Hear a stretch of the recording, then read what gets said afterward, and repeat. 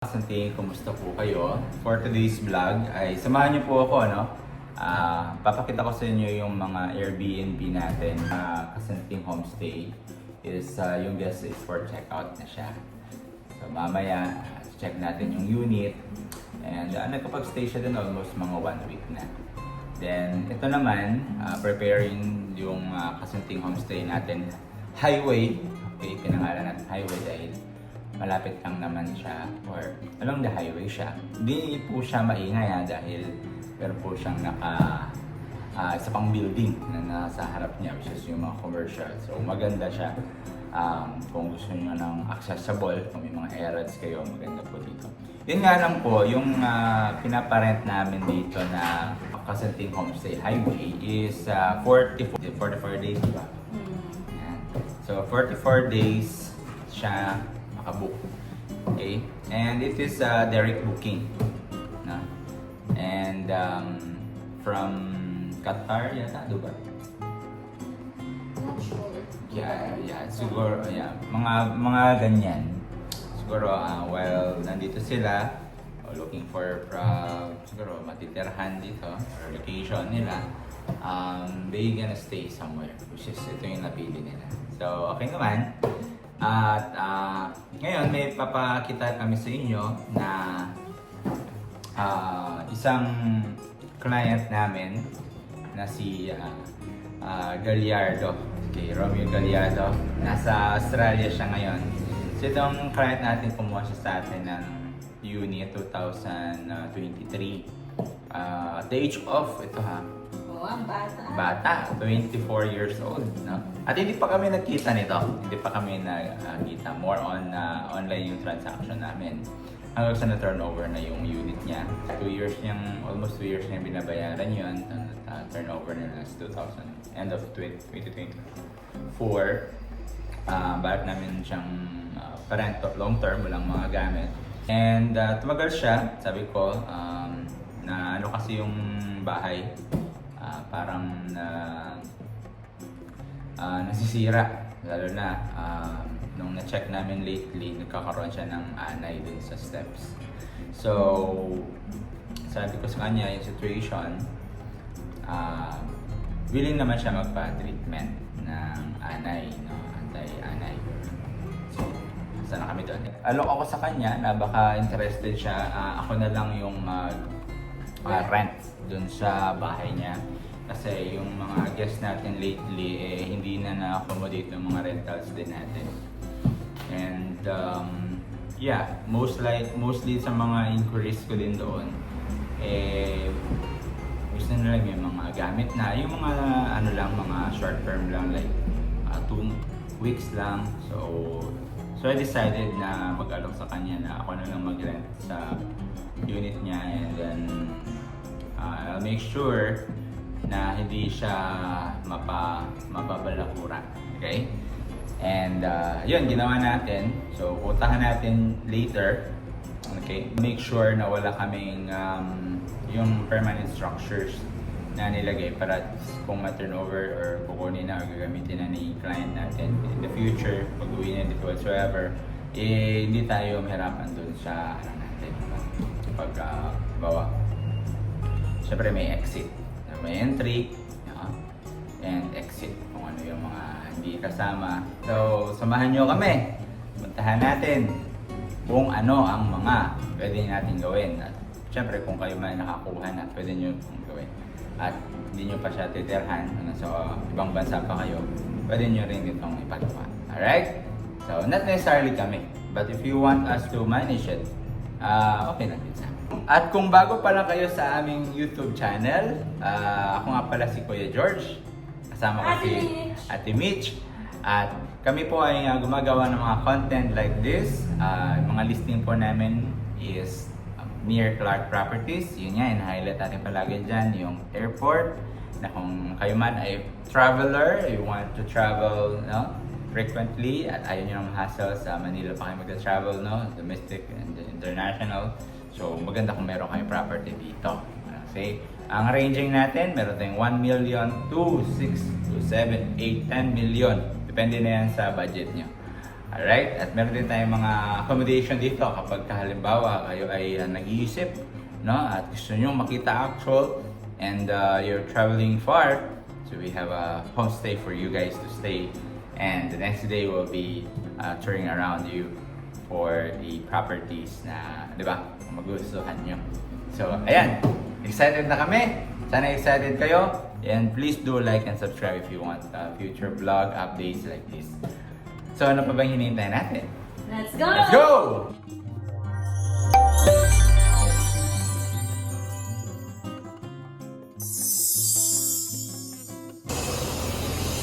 Ayun na yung water. Nandito yung water. Yung water. At Pakinaman. saka yung bawang ko. Let's check na namin. Ganda dito guys, oh. Ayan, oh. Kahit maingay yun sa labas, pero pagpasok mo dito, ayan, may mga buko. Diba? Tapos, ayan, oh, CCTV. No? Tapos may parking dito. Pag nandito ka na, ayan, another buko ulit dito. Ayan, oh. Oh. Pag nandito ka na, tahimik. Lalakad ko kayo dito. So, yan. Yan guys, ah.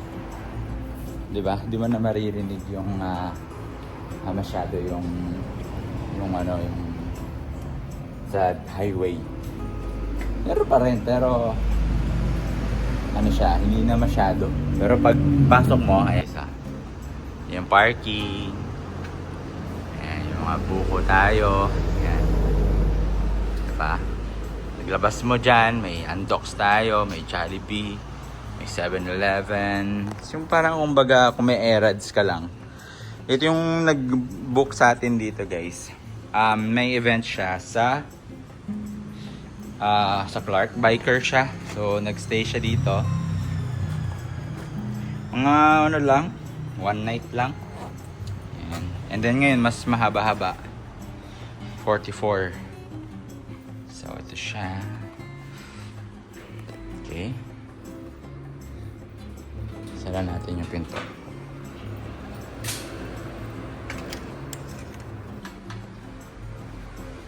So ito lang naman na rooms yung nagamit niya na. So meron siyang, ayun, nag-request siya ng water. Yung last guest dito. So binigyan namin siya ng water. Dalawang litrong water. So kompleto tayo dyan. Or dito. Ayan. Basic. So kung magpa-Airbnb kayo guys, ganito lang yung dapat setup. Dapat meron silang paglutuan. Lalo na pag long term. Yan, kailangan naka-ano yan siya. Yung last namin dito na guest, hindi namin nalisto. Yung condiments. Pero yan, malamang sa malamang mamamalengke yan sila or bibili. Okay. Tapos dito naman yung mga, ayan o. May wine tayo, may pan. Electric yan siya dito. Yung paglutuan. So, dito naman, gusto nilang ito yung, mag-grill. Pwede. Pa-check-in yung nag-check out po dito. Maganda po yung check out niya. Wala, halos hindi man, naayos yung, konti lang nilinis namin.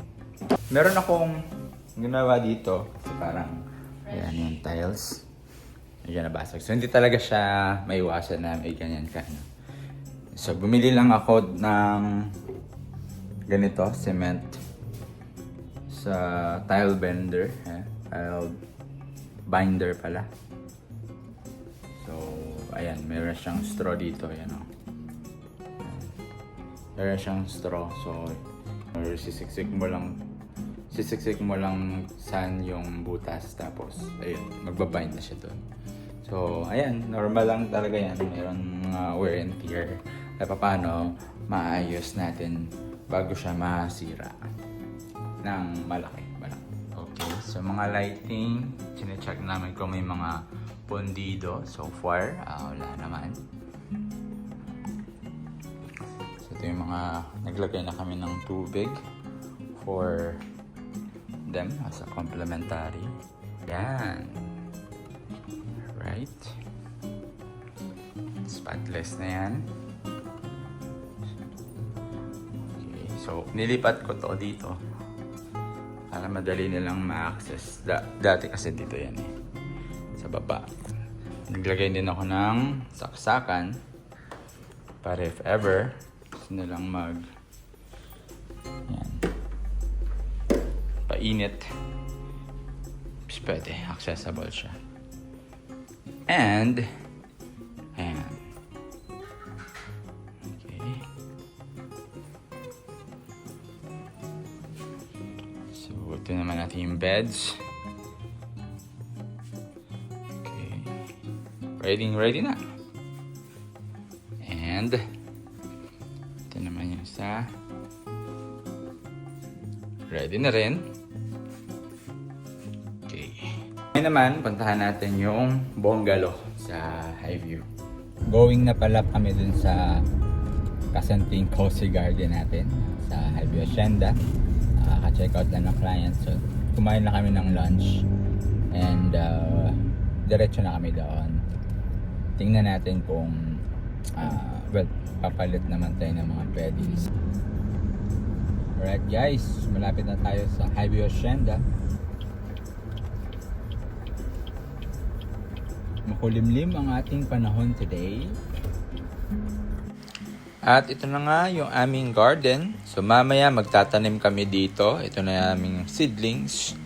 At check po natin sa loob. Alright, so for 1 week,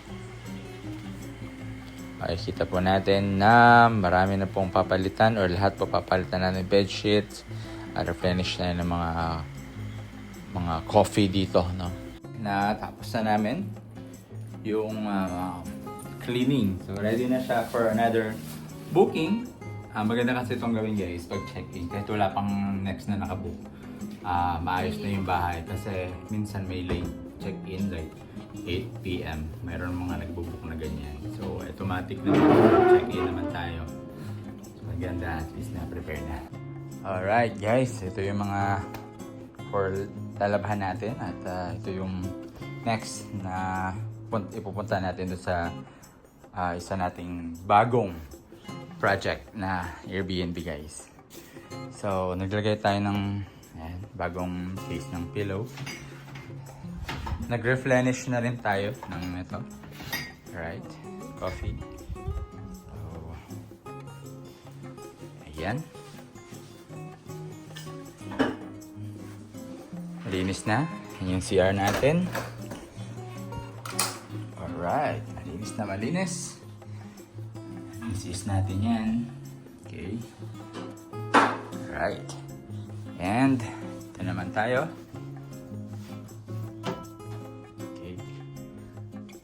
Na rin sa guest room. Ito ang cabinet. Inopen lang namin to pagka wala nakabook para hindi yung kulob, hindi siya makulob. No? And the master bedroom, ayan na. Ready na for the next guest. Right? Let's go! Ito siya guys.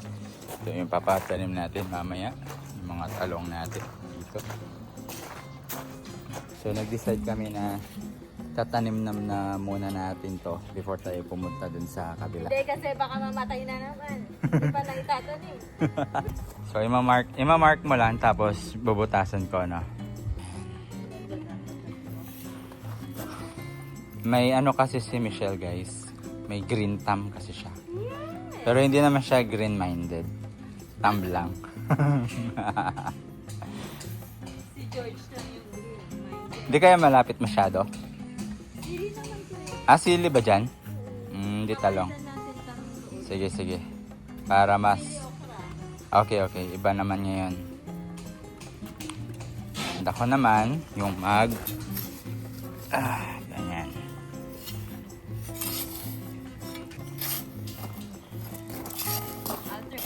Taba ng lupa, oh.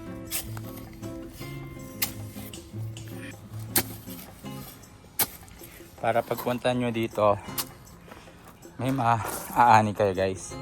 Kasi pag nagtanim kami, pag may bunga, ay nakakadala sila. Sile, no? Talong, okra.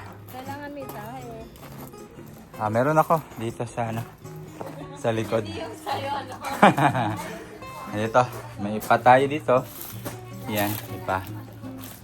Tapos, ayan, ipa. Ito naman, lalagyan natin siya pang tabon. This is the garden soil. Ang tabon natin yan.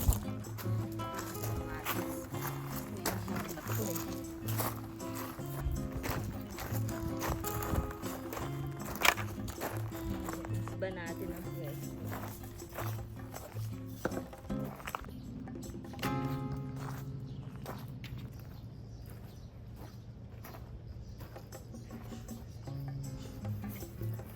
Isa sa mga ginagamit namin dito na pangpataba ng lupa is itong vermicast or yung ano siya product ng bulate. Ito yung tsura niya. Ayan. Black na black. Ayan. Vermicompost. Ayan. Tatabunan namin siya ng ipa. Ayan.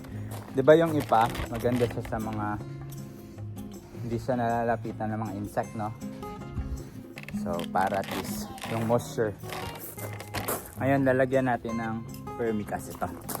Layering. Vermicast. Ito ng vermicast. Malamig siya.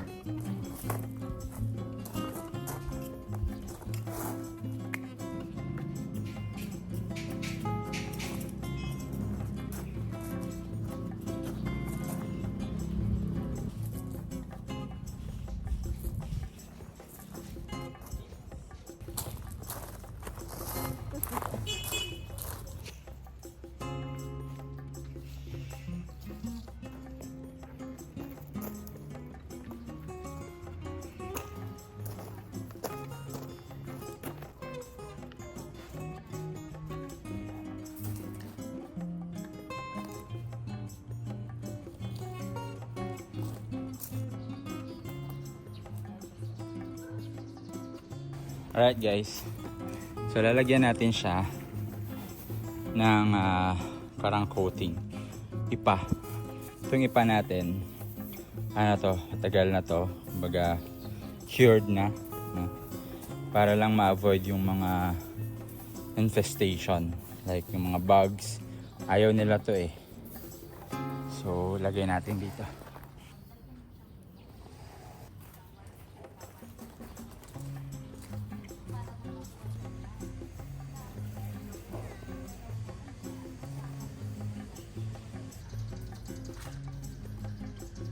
Alright guys, so ayan na, nilagyan na namin ng mga topping na rice husk. So tingnan natin, kasi last time nang nagtanim kami, ubos yung dahon guys, ginapangan siya ng mga bugs. So check natin kung gagapangan pa rin. Okay, ayan, para makapag harvest tayo guys, at kung gusto nyo mamasyal, makakapagdala kayo. Ayan.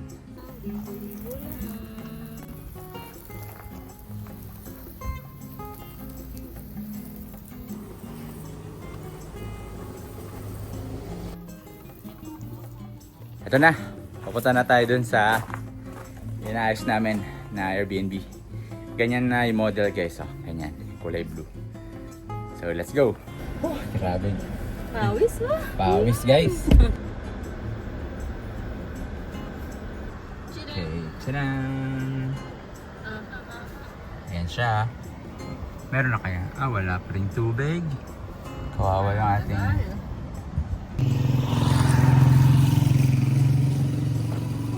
Alright. So ito siya guys. Dati, yung tsura nito, i-ano ko lang siya, i-flashback ko lang siya. Ano yung tsura niya dati. Ayan, ngayon, ito na siya. So naglagay kami dito ng ayan, Okay. And snake plant dito. Ayusin din natin yan sa likod. Yan. Yung design na lalagay natin yan, ito siya. Ganyan siya. Pagka natapos, magiging malinis po yan.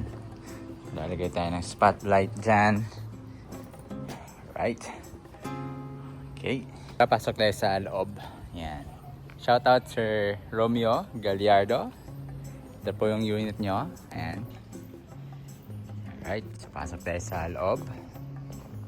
Ayan, Hi ka, Kuya Roque.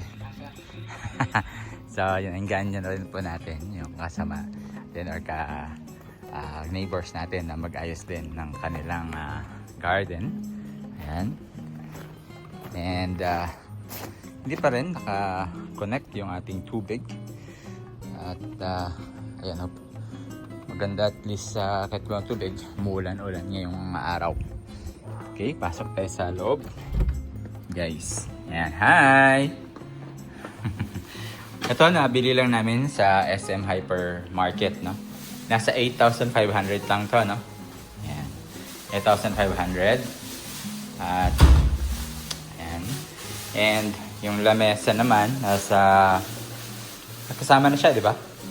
Hindi. Mga nasa 2,000. Tapos, naglagay kami dito ng spotlight. So, yun na yung parang nagiging trademark natin. Ano? Parang sa office natin. And look at this, guys. This one, as you can see, nagbili tayo sa Shopee. Shopee lang yan. Ganyan nyo siya, oh. Galing, no? Pipindutin mo lang ganyan. Tapos, bubukas na siya. And then, nagbili tayo ng soundbar. Ang ganda ng tunog niyan. Sa Morakeni. Ayan. Ito din, 43 inches na TV. Okay, so, tingnan mo siya. Ang ganda siya, oh. Proportional. Sinukat talaga yan, ha. Ayan siya. Ano lang siya? Malinis, sleek, and functionable siya. Right. Then, ang accent nito na ginamit namin is black, wood, and white. Okay. Alright. A little bit of beige. So, naglagay na rin tayo ng aircon dito. That's 2.5 horsepower. Medyo napaka-overkill tayo dyan, guys. Lamig. Huh? But it's okay. Ang nagustuhan ko lang dyan is na meron siyang application sa phone mo na doon pagka dating ng guest or let's say tayo, gusto natin, di ba, mainit sa labas, palamigin natin yung room, pwede, kahit wala tayo dito. Automatic siya. And same, dun pa rin sa Morakeni tayo gamit. Higher yung brand na usually na kinuha natin dahil yung ating kung saan tayo kumuha nito, distributor kasi siya. So, ang mga parts, hindi tayo mahirapan. Alright? Although hindi pa yan kilala yung higher, no? Okay, so dito maglalagay tayo ng induction cooker. So, may tayo dyan. At yung goal natin today is maglagay tayo ng cortina dyan. So, magbubutas tayo. Okay, so dito, sa magkano bili natin dito? Nasa 7 yata yan. Tempered glass. Yes. Yeah. Hindi pa namin siya kasi mag-unboxing pa tayo. Diba? Gawa tayo ng another videos. Yes. Kapartner siya. And the purpose kung bakit natin to nag-set up ng ganito, guys, dahil nga may mga guests tayo from abroad. Minsan, Angeles pa sila nag-hotel, no? So, sinusundo natin sila sa airport. But, now, naisip ko na magdagdag ng accommodation kasi minsan medyo nagkukulang tayo ng accommodation lately. Ayun tayong si Sir Gallardo, nag-okay sa plan natin. By the way, ito pala yung pinaplan namin na i-termite, no? So, ang quote sa amin is 14,000. I don't know kung mura ba siya or hindi, pero yun daw usually yung charge nila dito.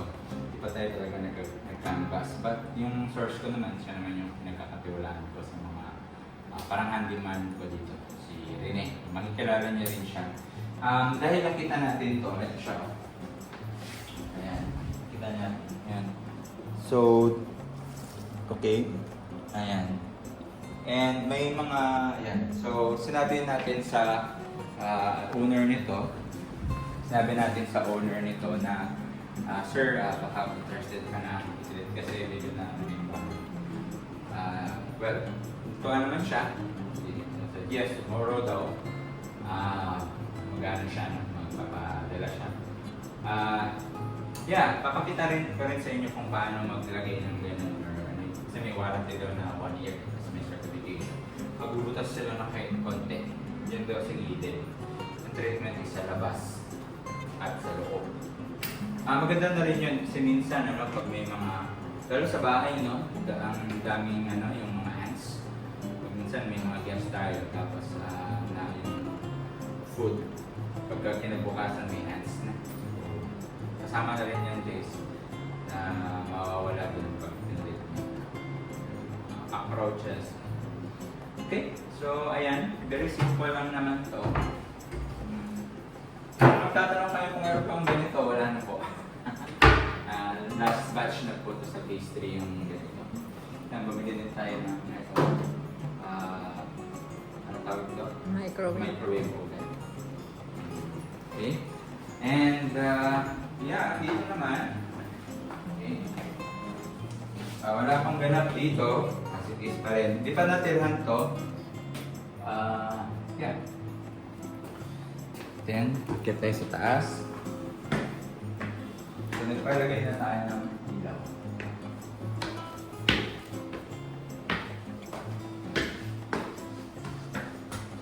Diba? Ilaw. Ganda. So, meron siyang 2 bedroom. So, this is the guest room. So, naglagay tayo ng bunk bed dito. At ang kaganda sa unit na to, meron siyang built-in cabinet. Nakuha nyo lang to, nasa 1.7. Yes. Right. At, ayan po, 1 horsepower. Split type na yung pinalagay ko kasi para wala masyadong yung butas. And also, free installation naman. And this is the master bedroom, guys. So, bumili kami nito, frame. Ayan. And ito din, full size na bed. Ang ganda dito, guys, premium hotel type na spring. Ang lambot. So, naglagay din tayo 1 horsepower aircon. Maganda sa unit is yun nga, may built-in cabinet. So yung total costing natin dito sa pag-aayos, no, mga gamit, installations, matakbo na siya nasa 300,000. Kulang-kulang 300,000. Okay. Kasama Hindi na pa, rin, wala pa yan sa mga Shopee. yes nga. 350,000. Kasama na rin yung landscape natin sa labas. Ang pag-setup. Pero kulang pa to, guys, dahil papaano pa natin to. Papatreatment pa natin, di ba? So, more or less, abot din ng mga 400,000. Okay, so at least may idea na kayo paano mag-set up ng bahay. No, kung gusto nyo mag-Airbnb. Pero guys, ito, hindi naman to cash po binili natin lahat. Ano guys, credit card. So, hindi ako nahihiya. Sabi sa inyo na utang kasi yeah, kailangan kasi natin ng cash flow. Basta as long as nabayaran natin siya monthly, di ba? So, payment for 1 year. Diba? Para pagka, ang rental cost nito, well, okay naman siya sa akin dahil hindi naman siya masyadong kataasan kasi ini-ano din natin yung mga days or mga months na walang booking. So, okay na sa akin yung rentals na sa kay Sir Galliard. Win-win din dahil yun nga, yung bahay na lilinisan to from time to time, i-maintain while make sure na may mga masisira, hindi dito, like for example, mga door or hindi natin mga wear and tear, mga regular is well taken care of. Well taken care of. Kaysa naman siya walang nakatira, katiwang-wang, ang daming butike, kapasity. Hindi lang butike, gagamba. Gagamba. Okay? Pero ngayon, functional siya. May mga tumitingin-tingin na rin ang mga guests natin, client natin, stay here for 15 days, 2 weeks. Even you guys, no? Pagka gusto nyo ng staycations, you want to invest here, property here in Pampanga, especially in mga listing natin, no? Hacienda, SMBC, Philinvest, Hanana Homes, and Fairground Subdivision, Masayito Homes, Prestige kung gusto nyo ng lupa. So, Magsibol kung gusto nyo ng affordable, natin sa inyo. Philinvest. Yeah, Philinvest. May lupa din doon. Single attached unit. So, it takes for us for 1 day na mai-tour ko kayo. So, kung pumunta kayo dito galing kayo ng malayo, malamang sa malamang, hindi kayo medyo makapag-decide. Mas maganda kung stay kayo at least 1 night, then the next day we have a tour. So, parang traveling tour talaga yung mangyayari sa atin guys. But the destination is, they, actually you need make sure that this accommodation will makes you comfortable. Maglalagay pa tayo ng mga hot shower dyan. Coming na. Also, we have a laundry, diba? So, wala na kayo pang-iisipin. You can stay here for 1 month. Much better para at least makita nyo kung ano yung sa sasakyan, ang sasakyan nyo. So, ayan. I hope guys nagkaroon kayo ng idea sa ating new project. And this is the usual day we had, no? Pag walang tripping, viewing ng clients. Sometimes I handle in a text and more and yung kapatid ko si Gerald, yung mga trippings. Wala pa yung ano dyan, pick and deliver. Yeah, we have a pick and deliver then. Most likely sila din yun. Sa mga subdivisions, mostly yung mga clients na even di naman sa amin kung staycation din. Kami halos yung nag-handle ng kanila laundry. And also we have promote. Promote mo na yung yung bago mong services. Wait Ayun, lang. nabanggit ko. Laundry tayo, mga bed sheets, di ba? Mostly, Airbnb. Yes. And also, kung meron kayong mga events, like for example, something, mga delegates. So we have a upcoming service. Dry clean. Yeah, we have a dry clean. We'll be launching probably by August na, or try namin this month yung soft launch. Depende kasi kung kailan madideliver. Yeah, this month yun, madideliver na yun. Sabi kasi 2 weeks. Time check! 7:22. So, 7:22 guys. Nakapit na namin yung mga yung mga curtain, pero meron pang konting retouch dyan. So, tour ko po kayo. Ano yung itsura niya pag may curtain na. Tapos, gabi, di ba? Gabi ngayon. Start tayo. Alright, guys. We will do unboxing next time. Yan. Okay, so Talagang nasa white wood. lagyan namin ng curtain dyan. Sa taas. Okay, and look at it, guys. Diba? Dito, dinim lang namin yung light kasi para gusto ko yung maging makakaantok yung vibes. Diba? Nakaka-relax. Nakaka-relax. Ayan siya. So, mapapansin nila, iba-iba yung natin, curtain. Kada Yeah. room. So, tinesting lang namin to. But kinda okay naman siya. Okay. And dito naman sa masters bedroom. Ano na siya, ano tawag dito? Matcha? Matcha. Kulay. Alright. So, linis na lang dahil may marami pang mga alikabok yan sa dinril natin. So, tayo lang nag-drill niyan. Okay? Pero napansin ko talaga, si simula kanina, lamig na lamig ako. Kahit saan ako pumunta, grabe yung mga aircon. And sa lahat ng mas na-type namin tong green. Matcha. Matcha Matcha green. So baka yun na yung lalagay namin dun sa kabila. Okay, so konting linis na lang to. At makakapag first night na tayo dito. So thank you so much Sir Romeo Gallardo. At we are take good care of your property. Okay? So I'd like to welcome you as my partner. And you also guys, no? Gusto niyo rin kumuha ng property, yung listing natin, pumunta lang kayo sa kasanting.com. Scroll nyo lang yan and you can see the property as well as the vlog that we made. Hindi nga lang updated some of the prices since may mga promo sila, may mga price increase, so you can contact us directly. Thank you so much!